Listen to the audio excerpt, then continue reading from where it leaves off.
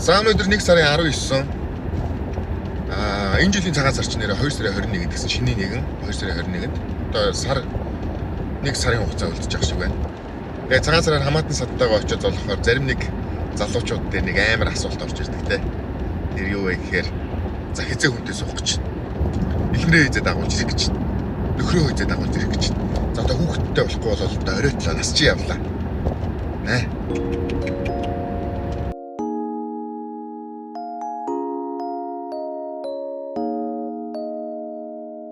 За би их нэстэйгээ 2013 онд танилцж байсан.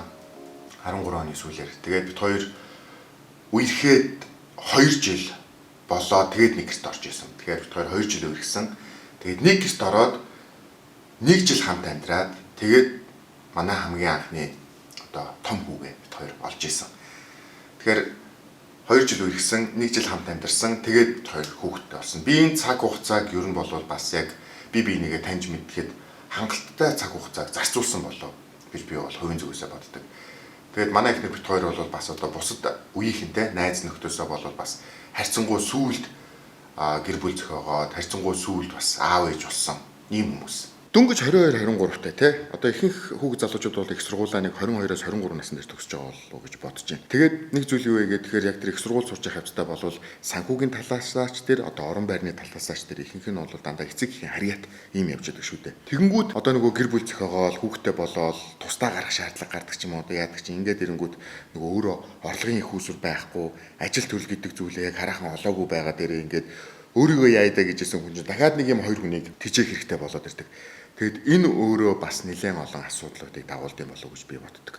Гэр бүл салалт гэдэг зүйл бол бас одоо яг нийгэмд бол нэлээд юм түгээмэл болсон зүйл байгаа юм шүү дээ тий. Хосууд бие биенийгээ сайн мэдээгүй байж байгаа хүүхэдтэй болчдөг. За хүүхэдтэй болсон ч одоо гэр бүл болох хэрэгтэй гэд хоорондоо суудаг. Тэнгүүд эцсийн дүндээ хин нэгэн тэсгээ байгаад хоёр тишгээ салдаг. Эцсийн дүндээ юу гэдэг хүүхэд нь л өөрөө ингээд хохироо дуустдаг хагас үнчин хүүхэд тэнд үлдчихэж шүү дээ. Энэ бол үнэхээр харамсалтай. Яагаад одоо ийм асуудал гараад ирээд байгаа юм бэ тий.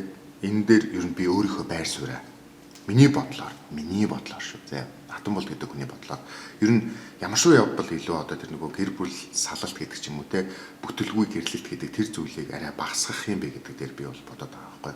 За нэгдүгээрт яарч хэрэггүй те яг нөгөө түрүүний миний хэлсэн одоо цагаан сараар хүмүүстэй очиж золонгууд л тэр үчи 25 настай болвол хүүе гэр бүлтэй болооч чи хоцорлоо одоо оройтлоо те эмэгтэй хүмүүс дээр энэ бүр амар хүн тусдаг байхгүй.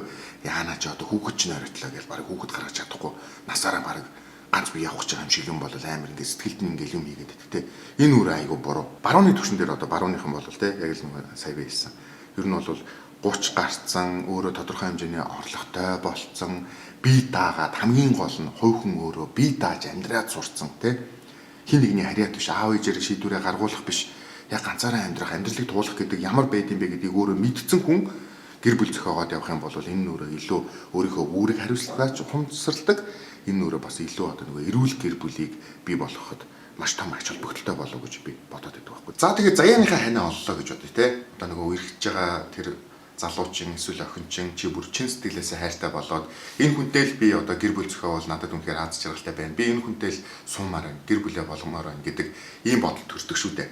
Тэгж бодож байгаа болвол ямар ч тач нэг тодорхой хугацаанд хамт амьдраад үз. Үерхэн гэдэг нэг ондоо хамт амьдрна гэдэг нэг ондоо үерхэж байхдаа цагийг өнгөрүүлж байгаа хэдий ч гэсэн яг хамт амьдарч байгаа шиг 24/7 тийм одоо харилцаа холбоо бол бас нэг туршаад үзэх хэрэгтэй.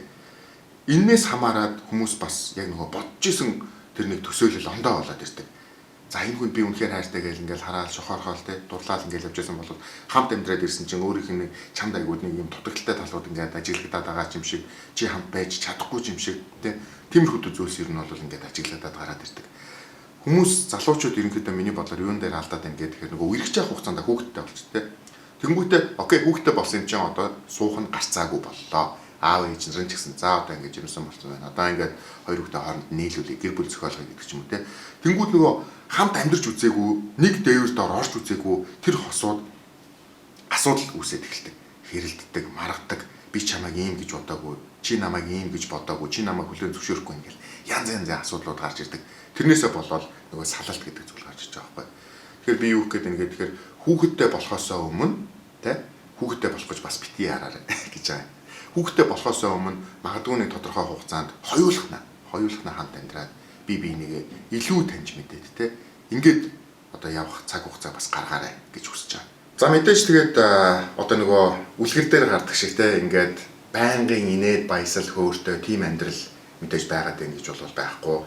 Маргах цаг ирнэ, альва нэг зүйл дээр санал нийлэхгүй байх цаг ирнэ. За тэрэн дээр бол мэдээж эрэгтэйчүүд бид нэр гуулт хийж өгөөл тэгэл одоо ингээл цааш нь инээмсэглэл аз жаргалтайгаар амьдралаа явуулдаг. Тэгээд энэ дээр бол миний зүгээр хамгийн одоо та бүхнээс энд одоо үзэж байгаа хүүхэд залуучуудаас те удахгүй одоо гэр бүл зохиогоод аав ээж болцоох та бүхнээс хүсгэд бол хүүхэд гэдэг энэ одоо нандин те тэр хүн болвол ерөөсөө маш чухал шүү те хүүхэдтэй болох гэж яарж агаад эсвэл одоо зүгээр нэг үерхэж агаад хүүхэдтэй болчдаг энэ өөрөө яг үндэ бол амар том хариуцлагыг авчирч байгаа шүү гэдэг бас та энэ хүүхэд бол ерөөсөө толгоом шиг би одоо үгүйс хүн болгоо ойлгож байгаа те хагас сүнчин өсөх аав ээж нь одоо жишээ нь хоорондоо байнга хэрэлддэг зодтолддог тийм эрүүл биш гэр бүл дотор өснө гэдэг бол хүүхдэд ямар л өлөг байх вэ те тийм болохоор энэ гэр бүл төлөвлөлт гэдэг зүйл дээр бол тэрэн дээр маш сайн анхаарал бодолтой байгаасаа гэж би бол хүсэж байна.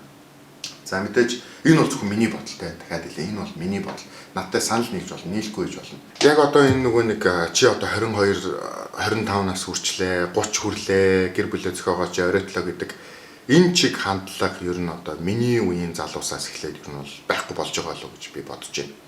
Манай аав ээжийн үед бол яхаарахгүй тийм байдаг байсан чиг хандлага байдаг байсан. Гэхдээ бид нар одоо тий өөртөө удахгүй манай хүүхдүүд одоо яг энэ амьдрал зохиох насны дээр ирж байхад бол би бол хизээж тэгж шаардахгүй.